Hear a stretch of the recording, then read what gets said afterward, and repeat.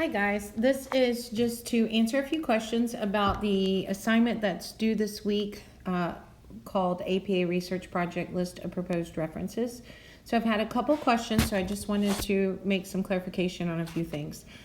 First of all, one of the questions was, is this just us finding any kind of source and we're just practicing putting it into APA, or is it supposed to relate back to something? And the answer is it needs to relate back to your APA research project topic. So if you will go back to the beginning of your modules and look, the third module down is called Business Communications APA Project Information. If you'll click on that, you'll see there is all kinds of resources in here. So anytime you have something to do with the APA paper, you're going to find that in two spots. You're going to find it here in this module, but you're also going to find it the week it's due in that current module. So because this week you have your list of references due, that's why you're seeing it in week 4, as well as it is here also. So the first thing you need to make sure that you've done is go over the things that are here in this module. Now the bottom half is just extra resources, but the top half is things that you are pretty essential that you want to know. So the first thing is a page called Overview of APA Topic. So I'm going to click on that and show you. So it says reporting or report writing is a valuable educational and work-related skill. You'll be writing an APA research paper. Notice that it says short. This should not be something that's overwhelming. It actually says 3 to 5 pages here. I'm cool if it's 2 to 4 pages in the body.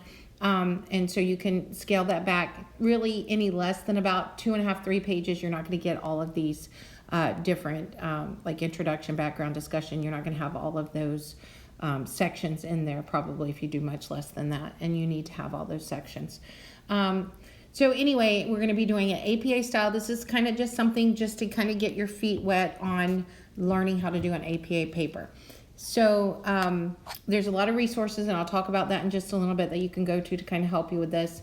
You can pick your own title. This is about degree value. If you want to slant that one way or the other, you can, come up with your own title. You can use this title. But basically, here's an explanation of your topic. It's regarding a liberal arts degree versus a very specific type of degree. Which is better? Why would it be better? And this needs to be more than just your opinion. Oh, I think it's good to get a liberal arts because then you are doing a broader degree, which means you're going to have more problem solving involved. You're going to have more critical thinking. Or no, I think it's better to do a specific degree because then, it's just about, programming computer, or it's just about accounting, and now I can make a little bit more money because it's very specific. Are you sure? Is that just your opinion? So this needs to be research-based. A lot of different lead managers, department heads, CEOs, they feel like they don't have time to go and research things. So that's when report writing comes in, because they will ask you to go and research things, bring back a recommendation, and then they can just read your summary or read your shorter paper, and they haven't had to go through the whole process of researching. You're doing that for them. So you're going to have a title page when it comes down to it here at the end. You're going to have a 2 to 4 page body that includes an introduction, background, discussion, and conclusion, or recommendation, or both. And then you're going to have a reference page. So at this point, you're just giving me a list in APA format of 5 references that you've already found, so that I know you're kind of getting started on this. They can be changed out later. I have a lot of students that ask that. I didn't use this. Can I drop it and pick up another one that I found that was better? And that's okay. I don't feel like you should totally rework it. Stretch all 5 of these. Let's get a new 5. But if you're dropping 1 or 2 and adding 1 or 2, that is totally okay. In Comp 1, you utilized a handbook, an Easy Writer handbook that has a whole APA section in it. Your dashboard on Cengage can get you to a number of different textbooks that can help.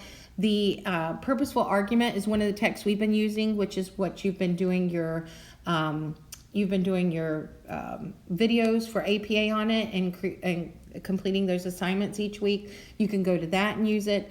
Al Purdue, if you'll just go in and Google Al Purdue APA, it will give you a lot of different help, a lot of different resources. It gives you examples of a citation, example of a completed paper. So there's lots of things that you can do, and ways that you can get help with it.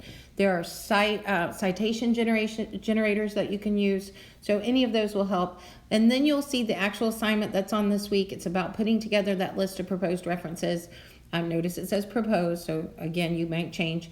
Biggest thing here is variety. You don't want to do all online. Get some print stuff, which you can get through online. You can get to a journal article, which would be considered print, through our library resources. So you can click on our library and go through that way to get a journal article.